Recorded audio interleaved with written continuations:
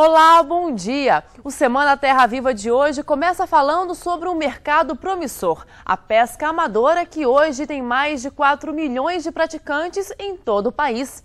Os Ministérios da Pesca e Aquicultura e do Turismo assinaram em São Paulo um acordo de cooperação para o desenvolvimento dessa atividade. O documento foi assinado durante a abertura do 6º Salão do Turismo, realizado na capital paulista. O ministro da Agricultura, Wagner Rossi, também participou da cerimônia e destacou a agricultura como um polo de atração turística. O fluxo de negócios, de turismo de negócios para o Brasil, tem uma contribuição importante da agricultura. Talvez sejamos quem mais recebe visitantes do exterior para conhecer essa extraordinária realização do povo brasileiro, que se torna mais importante, a mais ágil, a mais competente e a mais produtiva agricultura do planeta. Existem cerca de 4 milhões de praticantes da pesca amadora no Brasil. O segmento movimenta em torno de 2 bilhões de reais anualmente. Com o acordo, o Ministério pretende estimular a atividade e aproveitar as oportunidades econômicas.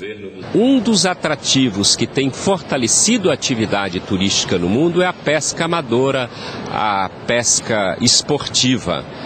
E nós temos um enorme potencial pelos rios, pelos lagos, pela 8.500 quilômetros de costa. Isso ainda é pouco explorado no Brasil. Associar isso ao turismo é, acima de tudo, fazer com que a atividade prazerosa de pescar esteja associado a uma atividade que gera emprego, gera renda, e isso nós precisamos incentivar. O agravamento da crise econômica nos Estados Unidos pode interromper repasses financeiros do contencioso do algodão ao Brasil. O Instituto Brasileiro da Fibra disse que não existe acordo assegurado entre os dois países. Pelo acordo firmado com o Brasil, o governo americano tem que prestar contas a cada 3 meses sobre como está reduzindo os subsídios aos seus cotonicultores. Além disso, os Estados Unidos se comprometeram em repassar 147 milhões de dólares por ano aos produtores de algodão brasileiros, como compensação pelos subsídios considerados ilegais pela OMC, Organização Mundial do Comércio. Representantes do governo americano se comprometeram em continuar fazendo os repasses previstos no acordo ao IBA, Instituto Brasileiro do Algodão, até o final de 2012. O problema é que essa decisão não depende apenas do governo Barack Obama, e sim do Congresso dos Estados Unidos, onde tramita uma emenda que susta esses pagamentos. E para piorar, com o agravamento da crise econômica nos Estados Unidos, a possibilidade de corte nos repasses ficou ainda maior. O presidente do IBA, Haroldo Cunha, se surpreendeu ao ver alguns veículos de imprensa noticiando que o acordo estaria assegurado.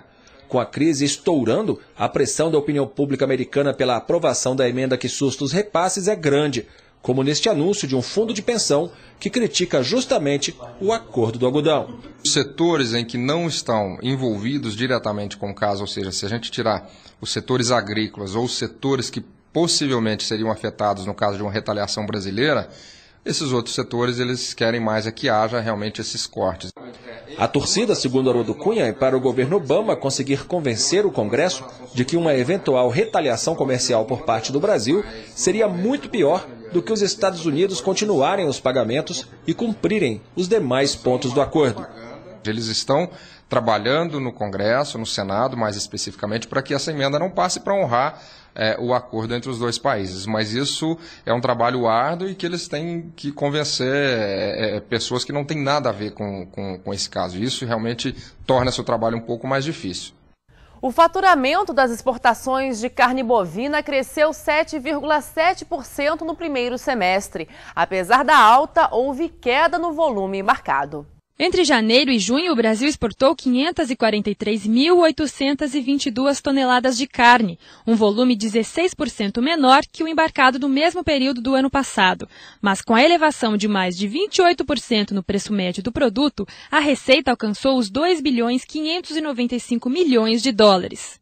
O Brasil nunca vendeu a carne com um preço tão bom, né? Então o nosso faturamento tem aumentado no último semestre, apesar do volume ser um pouco menor. Mas as notícias são boas, né? A gente está faturando bem, o faturamento tem aumentado e a gente superou aquela crise financeira de 2008 e 2009. O setor bovino não foi prejudicado pelo embargo russo, segundo a ABIEC. As 41 plantas que seguem habilitadas foram suficientes para atender a demanda e o faturamento com as exportações para aquele país subiu 35%.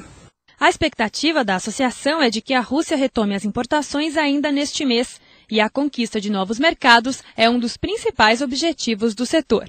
Se a gente vê o Chile e a Venezuela recuperando, né, os volumes, então esses dois mercados estão comprando mais e comprando mais caro também. E na China nós começamos o ano com 5 plantas habilitadas, em março esse número passou para 9. Ainda é um mercado pequeno, mas tem um potencial muito grande. No próximo bloco, confira. Com a super safra da laranja, junho se torna o mês com o menor preço do produto nos últimos 4 anos. E ainda veja a programação dos congressos agrícolas em São Paulo.